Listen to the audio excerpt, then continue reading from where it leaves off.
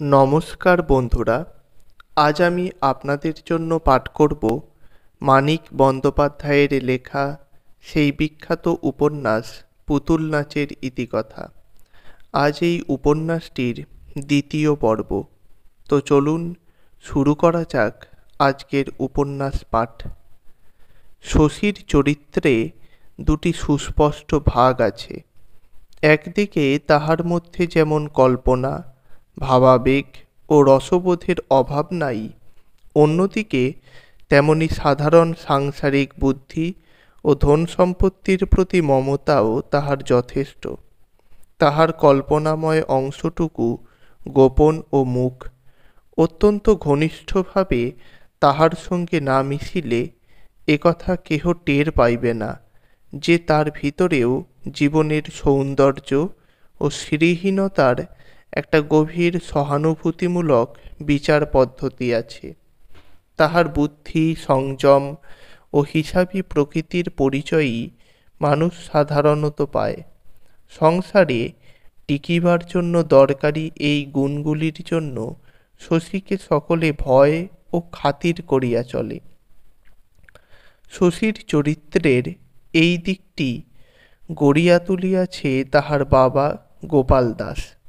গোপাল দাসের কারবার লোকে বলে গলায় ছুরি দেওয়া, আসলে সে করে সম্পত্তি কেনা বেচা ও টাকা ধার দেওয়া, অর্থাৎ দালালি ও মহাজনী। শোনা যায় এককালে সে নাকি বার তিনেক জীবন্ত মানুষের কেনা বেচার ব্যাপারেও দালালি করিয়াছে। 3টি বৃদ্ধের বউ জুটাইয়া দেওয়া সে আজকের কথা নয়। বৃদ্ধ 3 জনের মধ্যে 2 জনের মৃত্যু হইয়াছে। এখন যামিনী কবিরাজের মরণ হইলেই ব্যাপারটা পুরাপুরি ইতিহাসের গর্ভে তলাইয়া যাইতে পারে। কিন্তু যামিনী কবিরাজের বউ শশী, যাহাকে সেনদিদি বলিয়া ডাকে, এবং শশী যে অপুত্রবতী রমণী গভীরভাবে স্নেহ করে, স্বামীকে সে এত যত্নে এত সাবধানে বাঁচাইয়া রাখিয়াছে যে শীঘ্র যামিনী কবিরাজের মরিবার সম্ভাবনা নাই। যামিনী কিন্তু মরিতে চায়। গ্রামের কলঙ্ক রটানোর কাছে উৎসাহী নিষ্কর্মা ব্যক্তির সংখ্যা এত বেশি যে এতটুকু এদিক ওদিক হইলে গ্রামের বৌঝিদের কলঙ্ক দিক দিগন্তে রটিয়া যায়। কেহ বিশ্বাস করে, কেহ করে না। যে বিশ্বাস করে সেও সত্য মিথ্যা যাচাই করে না, সে অবিশ্বাস করে সেও নয়। বিশ্বাস অবিশ্বাসের প্রশ্নটা নির্ভর করে মানুষের খুশির উপর। গ্রামের কলঙ্কিনীদের মধ্যে শশীর সেনদিদির প্রসিদ্ধিই বেশি।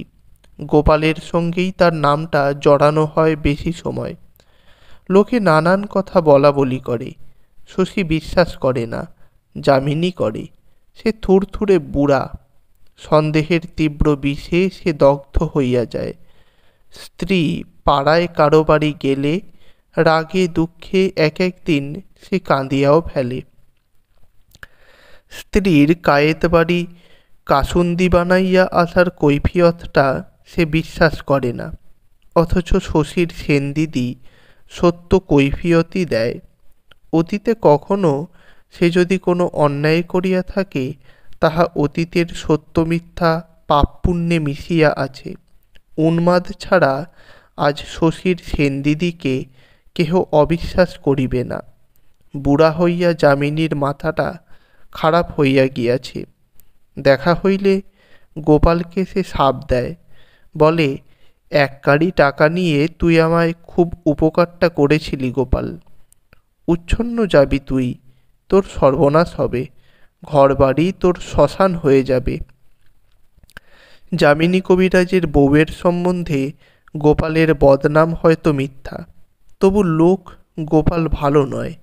তুচ্ছ কতগুলি টাকার জন্য সেই তো প্রতিমার মতো কিশোরীকে বুড়া পাগলাটে যামিনী কবিরাজের বউ করিয়াছিল।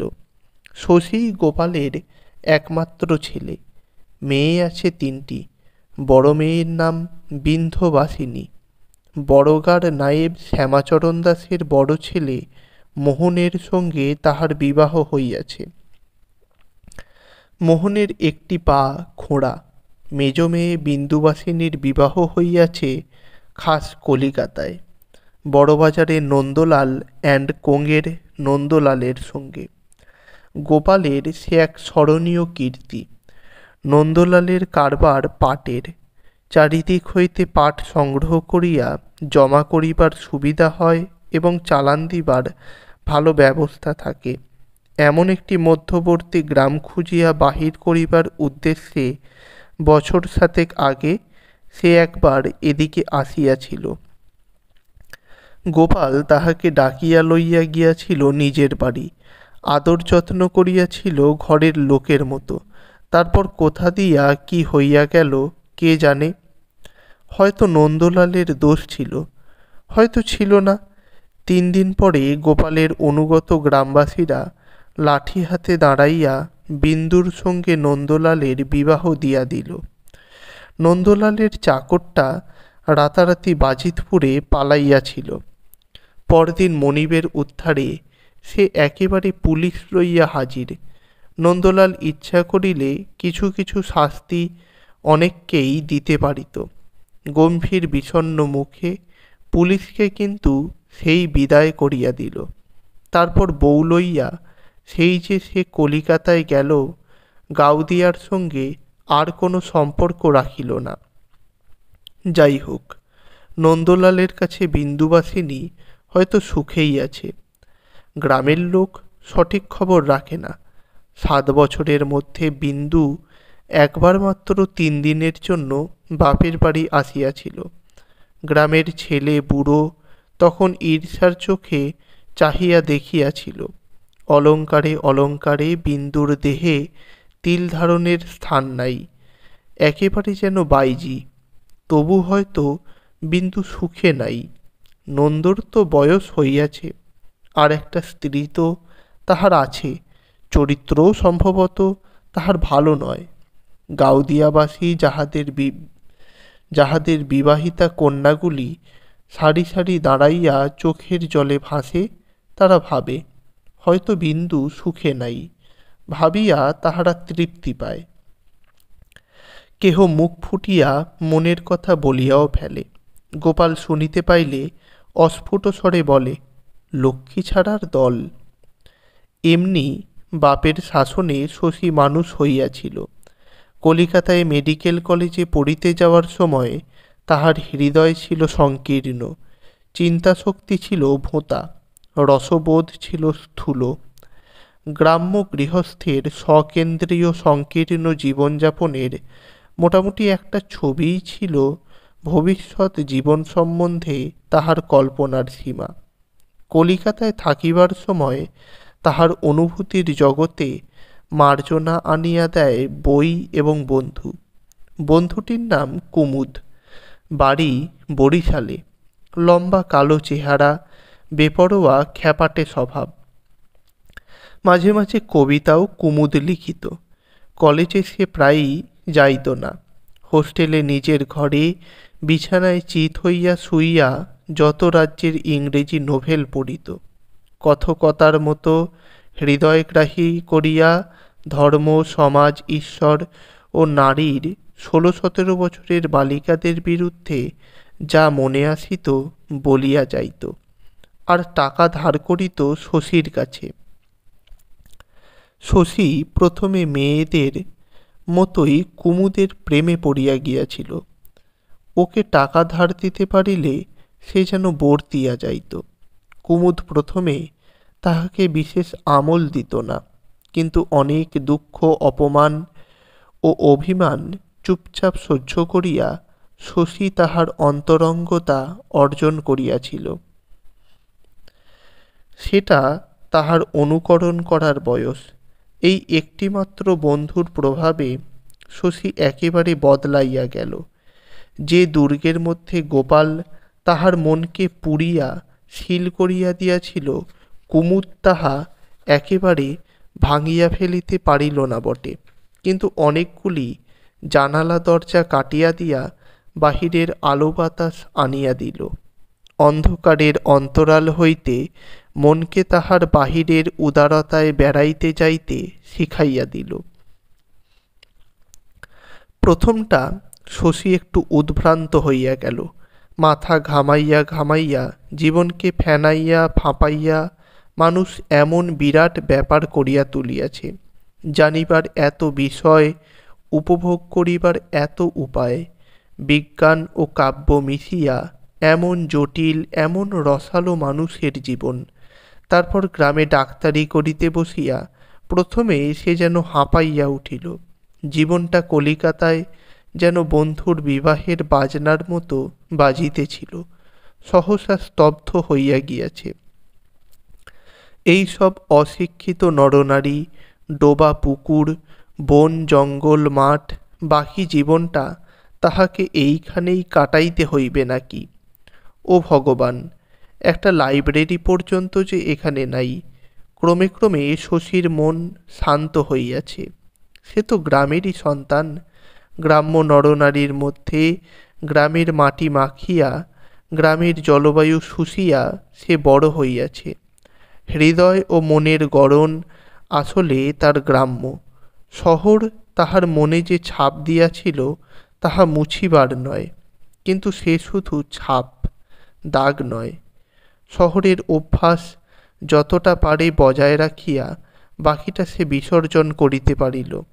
কুমুদ ও বইয়ের কল্যাণে পাওয়া বহু বৃহত্তর আশা আকাঙ্ক্ষাও ক্রমে ক্রমে সে চিন্তা ও কল্পনাতে পর্যবসিত করিয়া ফেলিতে পারিল। এই সুদূর পল্লীতে হয়তো সে বসন্ত কখনো আসিবে না, যাহার কোকিল পিয়ানো, সুবাস এসেন্স, দক্ষিণা ফ্যানের বাতাস। তবু শশীর মনকে কে বাঁধিয়া রাখিবে? দীর্ঘ জীবন পড়িয়া আছে, পড়িয়া আছে বিপুলা পৃথিবী। আজ শশী কামিনী ঝোপের পাশে ক্যাম্প চেয়ারে বসিয়া বাঁশঝাড়ের পাতা কাঁপানো, ডোবার গন্ধ ভরা ঝিরঝিরে বাতাসে উন্মনা হোক। কোলের উপর ফেলিয়া রাখা বইখানার দুটি মলাটের মধ্যে কাম্য জীবনটি তাহার আবদ্ধ থাক। একদিন কেয়ারি করা ফুলবাগানের মাঝখানে বসানো লাল টাইলে ছাওয়া বাংলোয় শশী খাঁচার মধ্যে কেনারি পাখির নাচ দেখিবে। দামি ব্লাউজে ঢাকা বুকখানা শশীর বুকের কাছে স্পন্দিত হইবে। আলো, গান, হাসি, আনন্দ, আভিজাত্য কিসের অভাব তখন থাকিবে শশীর। কায়েতপাড়ার পথটি 3 ভাগ অতিক্রম করিয়া গেলে শশীর বাড়ি। হারুর বাড়ির পথের একেবারে শেষে সেই হারু ঘোষ, খালের ধারে বটগাছটার তলে, যে সেদিন অপরাহ্নে বজ্রাঘাতে মরিয়া গিয়াছে। মতির জ্বর কমে নাই। সন্ধ্যার সময় শশী তাহাকে দেখিতে গেল। সারাদিন শশীর সময় ছিল না। সন্ধ্যার সময় হারুর বাড়িতে প্রদীপ জ্বলে নাই। হারুর বউ মোক্ষা, হারুর ছেলে পরাণের বউ কুসুমের উপর ভারী খাপ্পা হইয়া উঠিয়াছিল। ব্যাপারটা বুঝিয়া দেখো, গৃহস্থ বাড়ি, সন্ধ্যা আসিয়াছে, বাড়িতে একটা বউ আছে, অথচ সন্ধ্যা দ্বীপ জ্বলে নাই। গলায় দড়ি দিয়া বউটা মরিয়া যায় না কেন? কুসুম গিয়াছিল ঘাটে, ফিরিয়া আসিয়া জলের কলসি নামাইয়া ধীরে সুস্থে সে কাপড় ছাড়িল। তারপর জ্বালিতে গেল প্রদীপ। তাহার নির্লজ্জ ধীরতা মোক্ষদাকে একেবারে খেপাইয়া তুলিল। কুসুমের হাত হইতে প্রদীপটা ছিনাইয়া লইয়া রান্নাঘরে গিয়া উনানে পাটখড়ি ধরাইয়া সে প্রদীপ জ্বালিল। তারপর তাড়াতাড়ি পার হইতে গিয়া শুকনো উঠানে সে কেমন করিয়া পড়িয়া গেল কে জানে। কুসুম হাসিয়া উঠিল সশব্দে। তারপর আঁচলটা কোমরে জড়াইয়া মোক্ষদাকে আর কোলে শূন্যে তুলিয়া শোবার ঘরের সামনে দাওয়ায় নামাইয়া দিল। 23 বছরের বাজে মেয়ে, গায়ে তাহার জোর কম নয়, কিছুক্ষণ বাড়িতে আর কান পাতা যায় না। মোক্ষদা গলা ফাটাইয়া সাপিতে থাকে। ছেলে কোলে বুচি ব্যাপার জানিতে আসিলে ছেলেটা তাহার জুড়িয়া দেয় কান্না। ওদিকের ঘরে বুচির মুমূর্ষু পিসি বিছানায় উঠিয়া বসিয়া আর্তস্বরে বলিতে থাকে, কি হলো রে ও বুচি, ওলো কুসুম, কি হলো রে? হেই ভগবান, কেউ কি সাড়া দেবে? বড় ঘরের অন্ধকারে মতি শুইয়াছিল। সেও তাহার ক্ষীণ কণ্ঠ যতটা পারে উঁচুতে তুলিয়া ব্যাপার জানিতে চায়। অবিচলিত থাকে শুধু কুসুম। দাওয়ার নিচে খানিকক্ষণ চুপচাপ দাঁড়াইয়া সে মোক্ষদার গাল শোনে। তারপর রান্নাঘর হইতে একটা জ্বলন্ত কাঠ আনিয়া ঢুকিতে যায় শোবার ঘরে। আঘাতের বেদনা ভুলিয়া মোক্ষদা হাউমাউ করিয়া ওঠে। ও কিলো বউ, ও কি, ঘরে তোরে আগুন দিবি নাকি? আগুন দেব কেন মা, পিল সুজের দীপটা জ্বালব। উনুনের কাঠ এনে দীপ জ্বালবি? দেখ বুচি দেখ, মেলেচ্ছ হারামজাদি ঘরের মধ্যে চিতা জেলে দিতে চলল, চেয়ে দেখ। কুসুম চোখ পাকাইয়া বলে, গাল দিও না বলছি, অত করে দিও না। আম পাতা দেখছো না হাতে, কাঠ থেকে যদি দীপ জ্বালবো, পাতা নিয়ে যাচ্ছি কি চিবিয়ে খাবো বলে?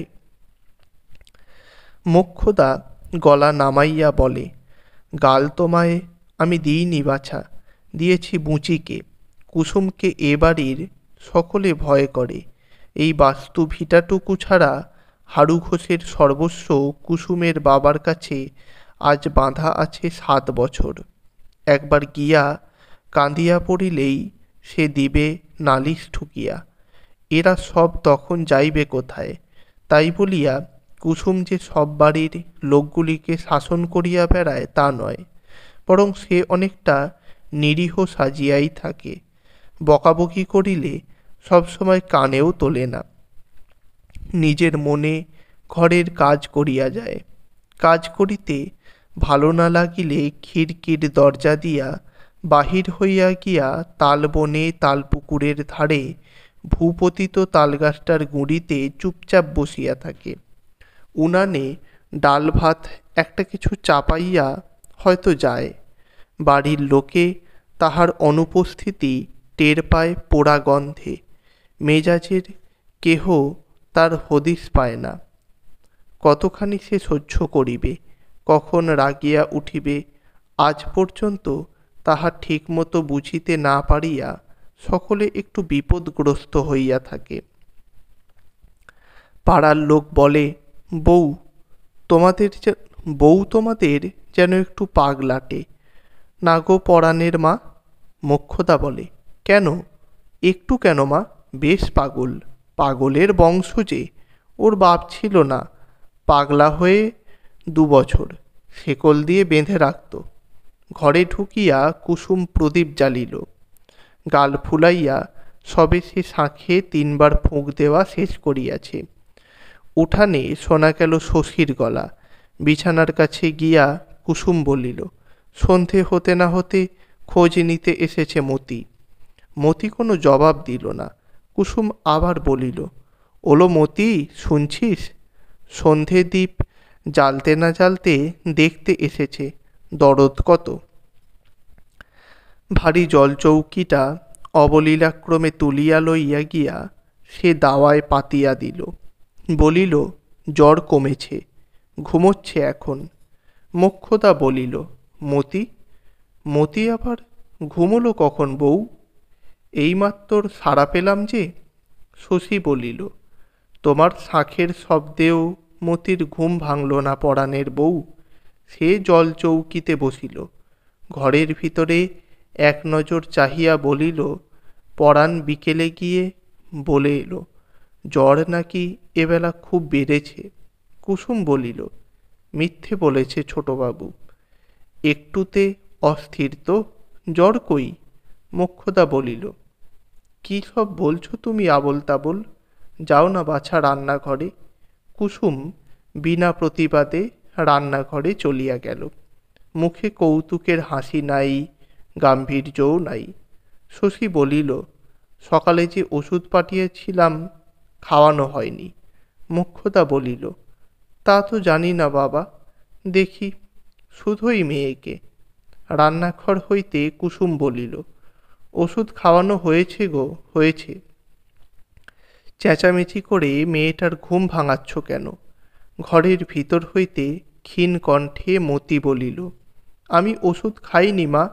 মোক্ষদা চোখ পাকাইয়া রান্নাঘরের দিকে চাহিয়া বলিল, শুনলে বাবা, দিব্যি কেমন মিথ্যে কথাগুলো বলে গেল বউ, শুনলে?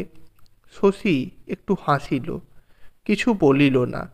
কুসুমকে এরকম সরল মিথ্যা ভাষণ সে মাঝে মাঝে লক্ষ্য করিয়াছে। ধরা পড়িবে জানিয়া শুনিয়াই সে যেন এই মিথ্যা কথাগুলি বলে। এ যেন তাহার এক ধরনের পরিহাস। কালোকে সাদা বলিয়া আড়ালে গিয়া সে হাসে। ঘরে গিয়া শশী মতিকে জিজ্ঞাসা করিল, কি কষ্ট হচ্ছে রে মতি? মতি তাহা জানে না। সে আন্দাজে বলিল, গা ব্যথা করছে ছোটবাবু, তেষ্টা পেয়েছে। পিসিকে শান্ত করিয়া বুচি আসিয়াছিল, বলিল, আজ বড় কেসেছে ছোটবাবু সারাদিন। না কানে নল লাগাইয়া শশী মতির বুকটা পরীক্ষা করিয়া দেখিল। এ পরীক্ষায় মতির বড় লজ্জা করে, বুকের মধ্যে ঢিপ ঢিপ করিতে থাকে। স্টেথোস্কোপের নল বাহিয়া তাহা শশীর কানে পৌঁছায়। সে অবাক হইয়া বলে, নিঃশ্বাস বন্ধ করে থাকতে তোকে কে বলেছে মতি? জোরে জোরে নিঃশ্বাস নে। বুচি আলোটা উঁচু করিয়া ধরিয়াছে। শশী মতির মুখের দিকে তাকায়। ভাঙা লণ্ঠনের রাঙা আলোতে মতির রং যেন মিশিয়া গিয়াছে। নিঃশব্দ পদে কুসুম যে কখন পিছনে আসিয়া দাঁড়াইয়াছিল। বুকে ওর কি হয়েছে?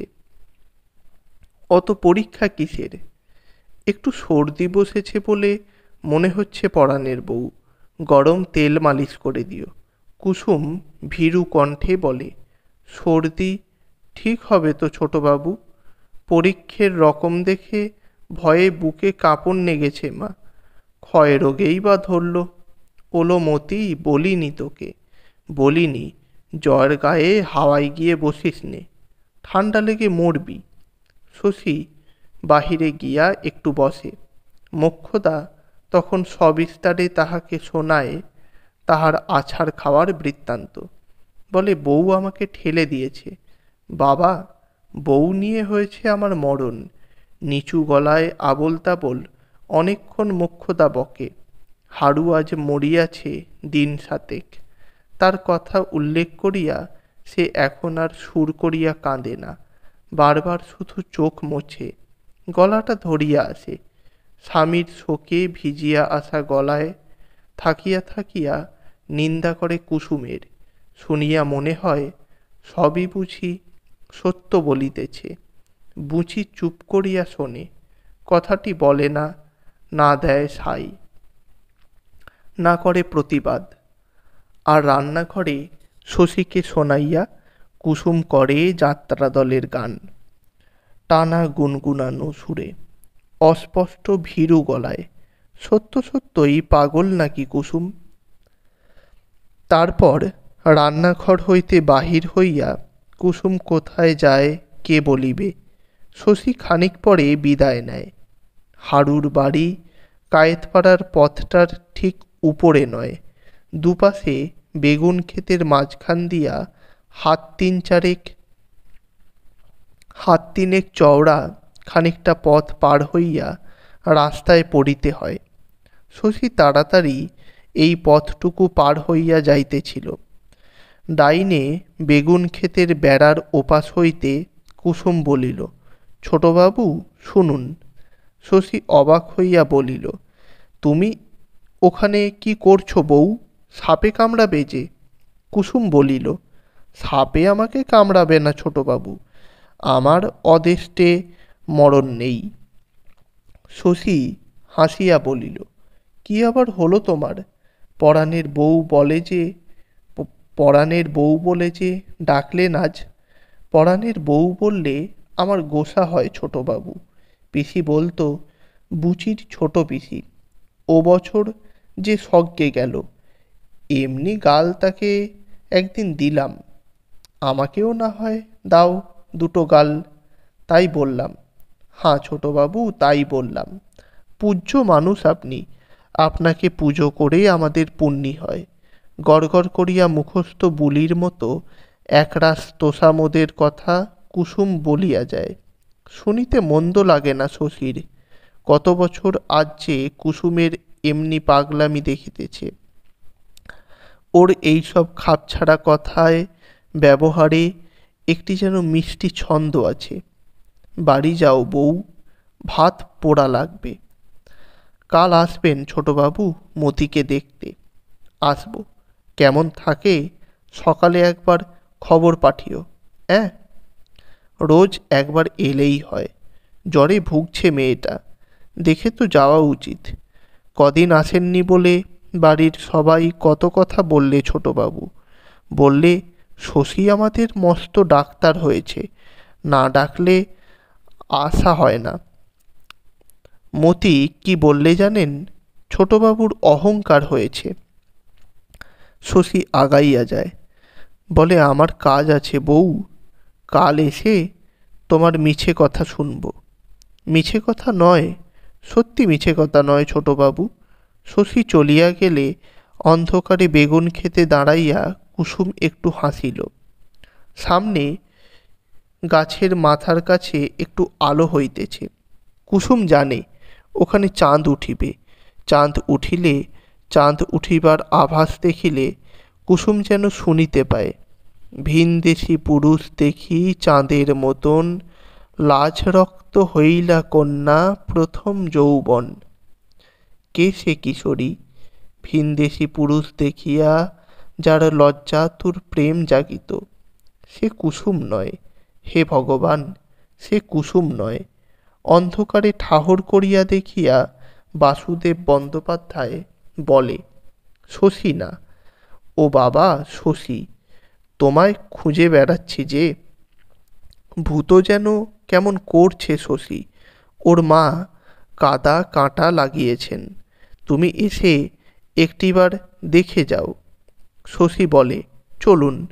চলিতে আরম্ভ করিয়া বলে, বাবা বলছিলেন, কতবার তো বাড়ুজ্যে বাড়ি গেলি শশী, পয়সা কড়ি দিয়েছে কিছু? দুটো একটা কলের টাকা না দিলে তো বিপদে পড়ি কাকা।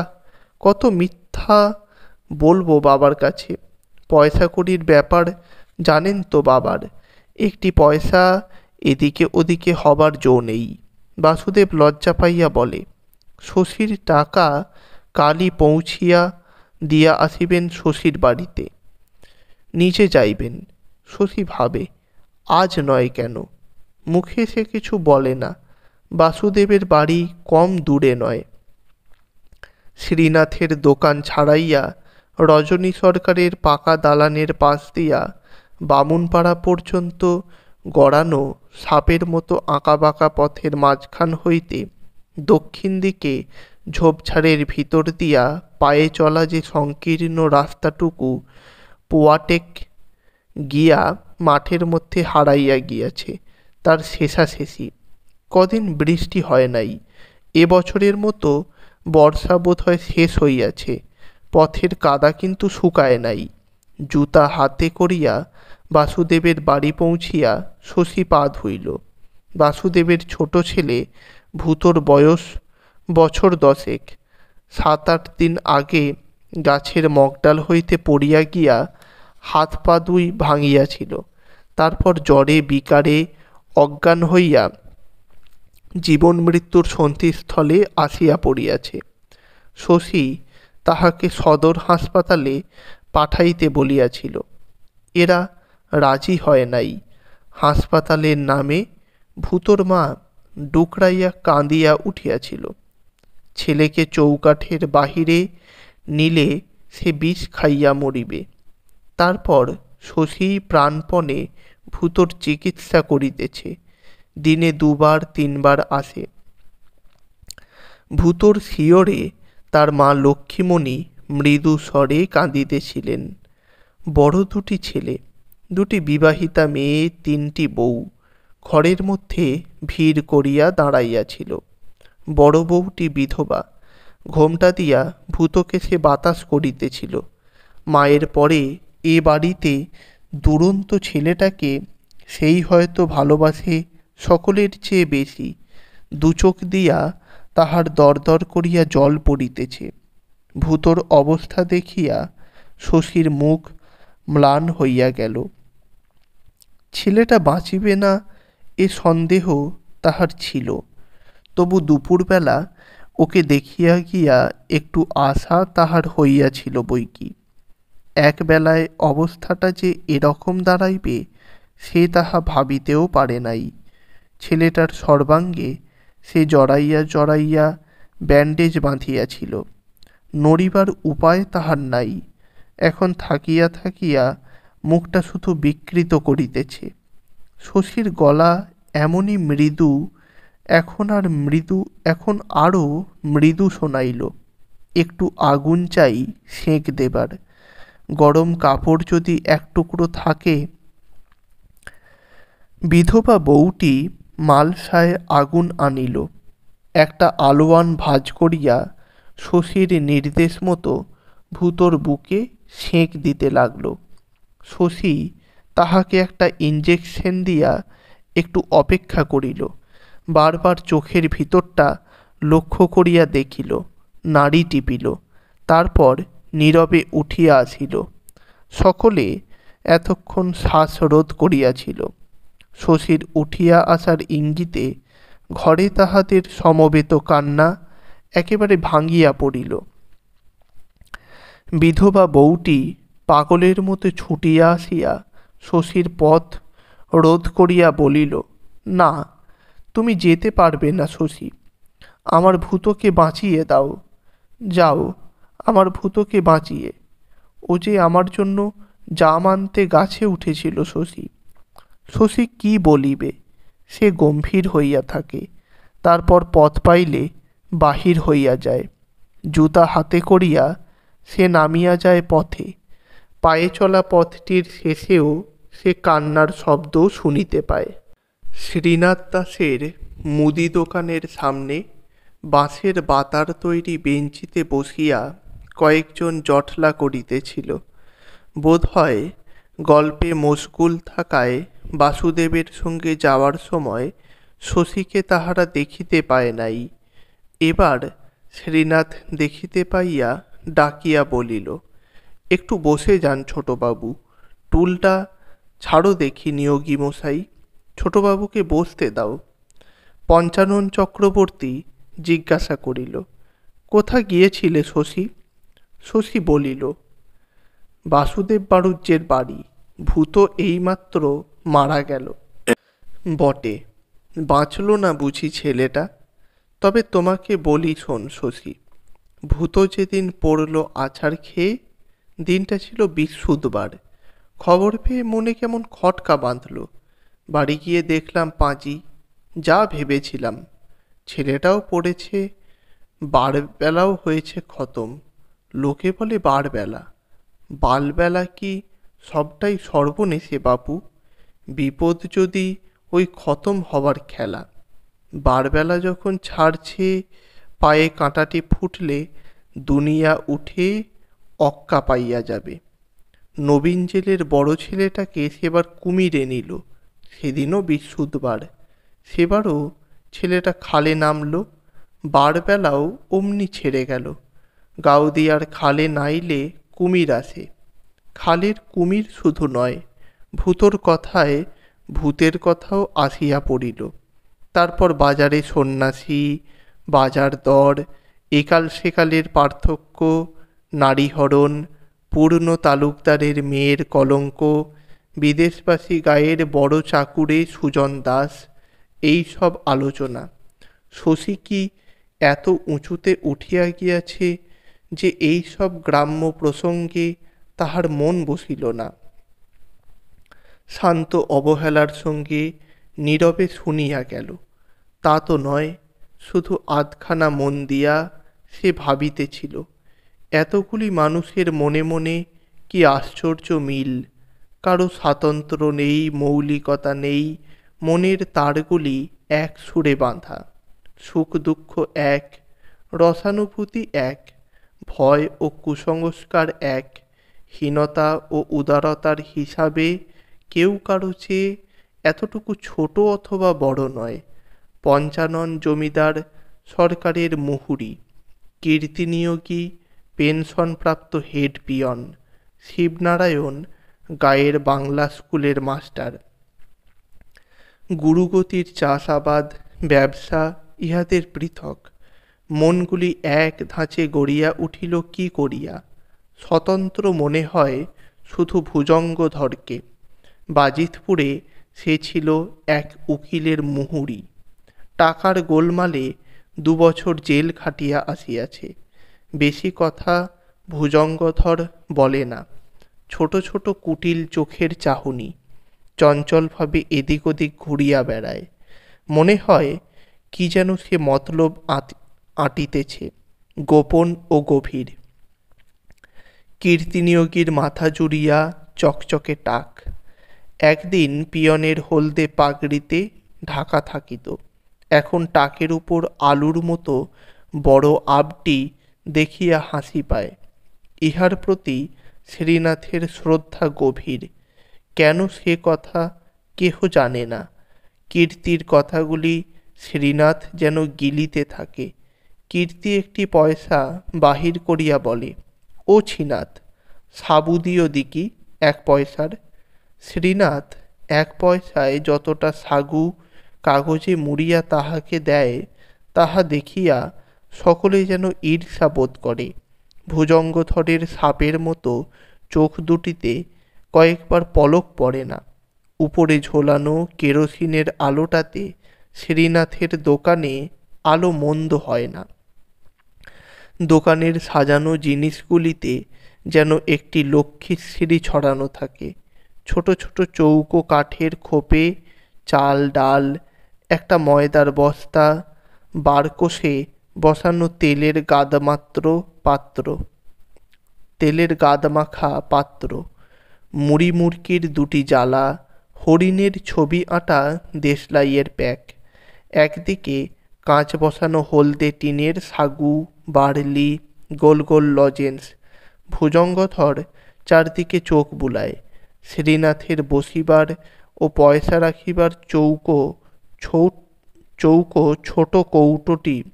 ছোট চৌকিটি ভালো করিয়া দেখিবার ভূমিকার মতো। সামনে পথ দিয়া আলো হাতে কেহ হাঁটিয়া যায়, কেহ যায় বিনা আলোতে। শ্রীনাথের 1-2টি খদ্দের আসে।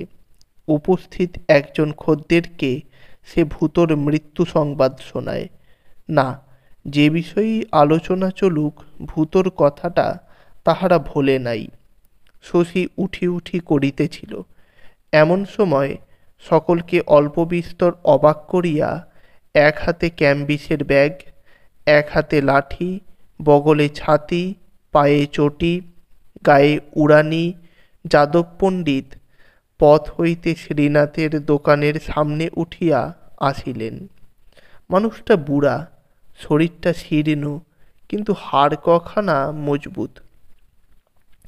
বিদ্যা যাদবের বেশি নয়, পণ্ডিত বলিয়া খ্যাতিও তাহার নাই। ধার্মিক ও অলৌকিক শক্তিসম্পন্ন বলিয়াই তিনি প্রসিদ্ধি লাভ করিয়াছেন। গৃহস্থ যোগী তিনি, সংসারী সাধক। স্পর্শ করিবার অধিকার যাহাদের আছে, দেখা হইলে পায়ের ধুলা নেয় ও পরে সাষ্টাঙ্গ প্রণিপাত করে। সাধনপথের কতগুলি স্তর যাদব অতিক্রম করিয়াছেন কেহ জানে না। ভক্তি যাদের উচ্ছ্বসিত, তারা সোজাসুজি সিদ্ধিলাভের কথাটাই বলে।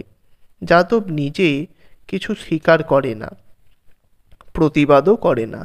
কায়েতপাড়ার পথের ধারে যামিনী কবিরাজের বাড়ি ও শশীদের বাড়ির মাঝামাঝি একটি ছোট 1তলা বাড়িতে যাদব বাস করেন।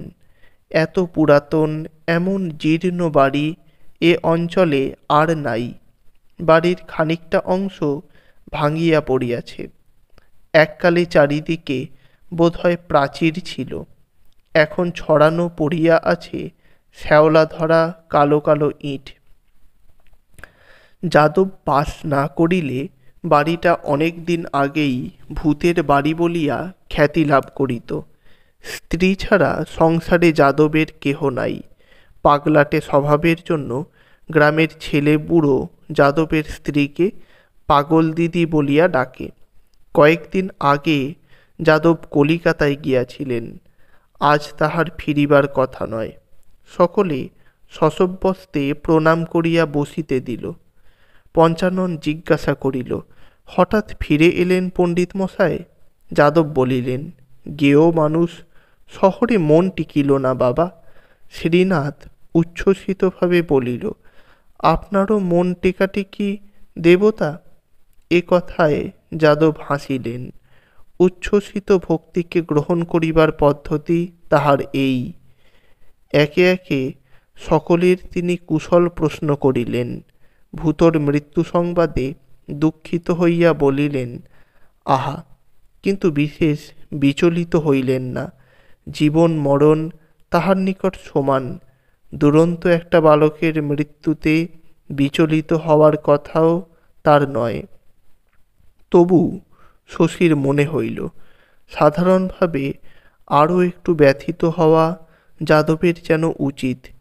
কানে না শুনিতে পান, একটা পরিবারে এখন যে বুক ভাঙা হাহাকার উঠিয়াছে, যাদবের কি সে কল্পনা নাই? মিনিট 10 বসিয়া যাদব উঠিলেন, বলিলেন, যাবে নাকি শশী বাড়ির দিকে? শশী বলিল, চলুন। লাঠি ঠুকিয়া যাদব পথ চলেন। শশী জানে, এত জোরে লাঠির শব্দ করা সাপের জন্য। মরিতে যাদব কি ভয় পান? জীবন মৃত্যু যার কাছে সমান হইয়া গিয়াছে, অথবা শুধু সাপের কামড়ে মরিতে তার ভয়? চলিতে চলিতে যাদব বলিলেন, তুমি তো ডাক্তার মানুষ শশী, চড়ক সুশ্রুত ছেড়ে বিলাতি বিদ্যে ধরেছ। কেটে ছিঁড়ে গা ফুঁড়ে মরা মানুষ বাঁচাও। ব্যাপারটা কি বলো দেখি তোমাদের? সত্যি সত্যি কিছু আছে নাকি তোমাদের চিকিৎসা শাস্ত্রে? শশী বলিল, আজ্ঞে আছে বই কি পণ্ডিত মশাই, কারো একার খেয়ালে তো ডাক্তারি শাস্ত্র হয়নি। হাজার হাজার বৈজ্ঞানিক সারা জীবন পরীক্ষা করে সব আবিষ্কার করেছেন, নইলে জগৎ শুদ্ধ লোক। যাদব বলিলেন, সূর্যবিজ্ঞান না জানা সব বৈজ্ঞানিক তো? আদি জ্ঞান যার নেই, পরবর্তী জ্ঞান সে পাবে কোথায় শশী? যেমন তোমরা সব একালের ডাক্তার, তেমনি সব কবিরাজ, দৃষ্টিহীন অন্ধ সব। গাছের পাতার রস নিংড়ে ওষুধ করলে, গাছের পাতায় ওষুধের গুণ এলো কোথা থেকে? সূর্যবিজ্ঞান যে জানে সে শেকড় পাতা খোঁজে না শশী। এতখানি আতসি কাঁচের জোরে সূর্যরশ্মিকে তেজস্কর ওষুধে পরিণত করে রোগীর দেহে নিক্ষেপ করে, মুহূর্তে নিরাময়। মোটা মোটা বই পড়ে ছুরিকাচি চালাতে শিখে কি হয়? মনে মনে শশী রাগে। গ্রাম্য মনের অপরিত্যাজ্য সংস্কারে সেও যাদবকে ভক্তি কম করে না, তাই সায় না দিলেও তর্ক সে করিতে পারে না। বাড়ির সামনে আসিয়া যাদব বলেন, কলকাতা থেকে আঙ্গুর এনেছি, দুটি খেয়ে যাও শশী। মুখে বিরুদ্ধ সমালোচনা করিলেও শশীকে যাদব কি স্নেহ করেন? স্নেহ ও বিদ্বেষ যার কাছে সমান। শশী বলিতে পারে না, আঙ্গুর খাওয়ার শখ তাহার নাই। যাদবের সঙ্গে ভিতরে যায়। ডাইনে বাড়ির ভাঙা অংশের স্তূপ, তার পিছনে সাহাদের 10 বছরের পরিত্যক্ত ভিটা। ভারী কাষ্ঠের জীর্ণ কপাটে যাদব লাঠি ঠোকেন। ভিতর হইতে সাড়া পাইয়া পাগলা দিদি দরজা খুলিয়া বলেন, আজ ফিরলে কেন গো? শশী এছো নাকি সাথে? এসো, ভেতরে এসো। মুখে একটাও দাঁত নাই, তোবড়ানো গাল, পাকা চুল। পাগলা দিদিকে যাদবের চেয়েও বুড়া দেখায়। পিঠটাও পাগলা দিদির একটু বাঁকিয়া গিয়াছে, তবু শীর্ণ জরাগ্রস্ত দেহে ক্ষীণ প্রাণটুকু লইয়া পাগলা দিদি ফোঁকলা মুখে অনবরত হাসেন। এই ভাঙা বাড়ি, ডোবা জঙ্গল ভরা এই গাউদিয়া গ্রাম, এখানে তাহার বার্ধক্য পীড়িত জীবন সব যেন কৌতুকময়। ঘনানো মৃত্যুর স্বাদে পাগলা দিদি কৌতুকময়ী। শশী বসিলে চিবুক ধরিয়া বলেন, বড় কর্তা, কদিন বাড়ি ছিল না, জানতে না বুঝি ছোট কর্তা? এলে না কেন গো? ডুঁড়ে শাড়িটি পরে চুলটি বেঁধে বউটি সেজে যে বসেছিলাম তোমার জন্য। আঙুরগুলি যাদব ব্যাগে ভরিয়া আনিয়াছেন। বাহির করিয়া দেখা গেল চাপ লাগিয়া অর্ধেক ফল গলিয়া গিয়াছে। ব্যাগে একটি জামা, দুখানা কাপড়, গামছা এইসব ছিল। আঙুরের রসে সব ভিজিয়া গিয়াছে। যাদব অপ্রতিভ হইয়া হাসেন। পাগলা দিদি বলেন, দেখো দাদা, বুড়োর বুদ্ধি, ব্যাগে ভরে ফল এনেছেন। কেন, গামছাখানা খুলে বেঁধে আনতে পারলে না? পাগলা দিদিও হাসেন। মুখের চামড়া কুঞ্চিত হইয়া হাজার রেখার সৃষ্টি হইয়া যায়। আঙ্গুর খাইতে খাইতে শশী পাগলা দিদির মুখখানা নীরবে দেখিতে থাকে। রেখাগুলিকে তাহার মনে হয় কালের অঙ্কিত চিহ্ন, সাংকেতিক ইতিহাস। কি জীবন ছিল পাগলা দিদির যৌবনে! শশী তখন জন্মে নাই। নুব্জ বিশীর্ণ দেহটি যখন সুঠাম ছিল, মুখের টান করা ত্বকে যখন লাবণ্য ছিল।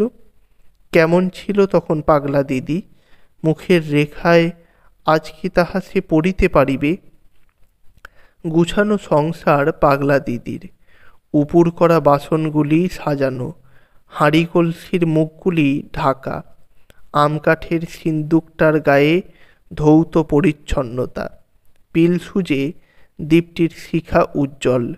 ঘরে এখনো ধূপের মৃদু গন্ধ আছে। আর শান্ত, সব এখানে শান্ত। মৃদু মোলায়েম প্রশান্তি ঘরে ব্যাপ্ত হইয়া আছে। এ ঘরের আবহাওয়ার অমায়িকতা যেন নিঃশ্বাসে গ্রহণ করা যায়। ভাঙা হাটে যে বিষণ্ণ স্তব্ধতা ঘনাইয়া থাকে, এ তা নয়। এ ঘরে বহু যুগ ধরিয়া যেন মানুষের জ্বালা করা বেদনার হল্লা প্রবেশ করে নাই। এ ঘরে জীবন লইয়া কেহ যেন কোনোদিন হইচই করিয়া বাঁচে নাই। আজীবন শুধু ঘুমাইয়া এ ঘরকে কে যেন ঘুম পাড়াইয়া রাখিয়াছে। বড় ভালো লাগে শশীর। সে তো ডাক্তার। আহত ও রুগ্নের সঙ্গে তার সারাদিনের কারবার। দিন ভরিয়া তাহার শুধু মাটি ছোঁয়া বাস্তবতা। শ্রান্ত মনে সন্ধ্যার জনহীন মন্দিরে বসার মতো বুড়ো বুড়ির এই নীড়ে সে শান্তি বোধ করে। শুধু আজ নয়, এখানে আসিলেই তাহার মন যেন জুড়াইয়া যায়। অথচ আশ্চর্য এই ঘরখানার এতটুকু আকর্ষণ বাহিরে সে বোধ করে না। এখানে না আসিলে সে তো বুঝিতে পারে না মনে তাহার জ্বালা বা অসন্তোষ আছে। এখানে আসিয়া যে সন্তাপ তাহার ধীরে ধীরে জুড়াইয়া আসে, এই ঘরের বাহিরে তাহার দিন সপ্তাহ মাসব্যাপী জীবনে তাহা এমনভাবে খাপ খাইয়া মিশিয়া থাকে যে সন্তাপ সে টেরও পায় না। তো বন্ধুরা, আজ এ পর্যন্তই। আপনারা অবশ্যই চ্যানেলটি সাবস্ক্রাইব করে বেল আইকনটি ক্লিক করে রাখবেন, যাতে পরবর্তী পর্ব পোস্ট করার সাথে সাথেই আপনাদের কাছে পৌঁছে যায়। ধন্যবাদ।